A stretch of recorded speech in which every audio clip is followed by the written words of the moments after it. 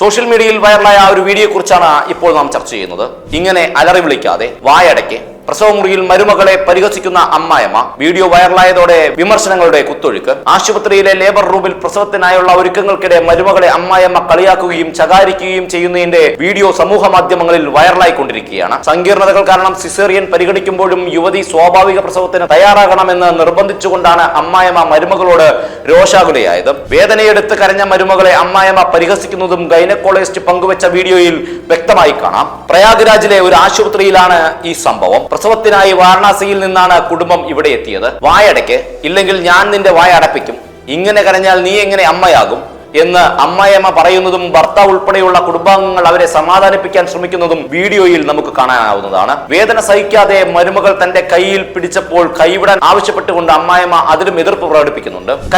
കൈവിട് എന്ന് അമ്മായിയമ്മ പറയുന്നതും അടുത്തു നിൽക്കുന്നയാൾ എന്തിനാണ് കൈവിടിയിക്കുന്നത് എന്ന് ചോദിക്കുന്നതും വീഡിയോയിൽ കാണാം. വീഡിയോ പങ്കുവച്ച ഗൈനക്കോളജിസ്റ്റ് ഡോക്ടർ നാസ് ഫാത്തിമ ഗർഭകാലത്തും പ്രസവ സമയത്തും കുടുംബാംഗങ്ങൾ ഗർഭിണികളോട് സ്നേഹത്തോടെയും കരുതലോടെയും കൂടി പെരുമാറേണ്ടതിന്റെ പ്രാധാന്യം ഊന്നിപ്പറഞ്ഞു. ഈ സമയത്ത് എല്ലാവരും സ്നേഹത്തോടെ സംസാരിക്കണം.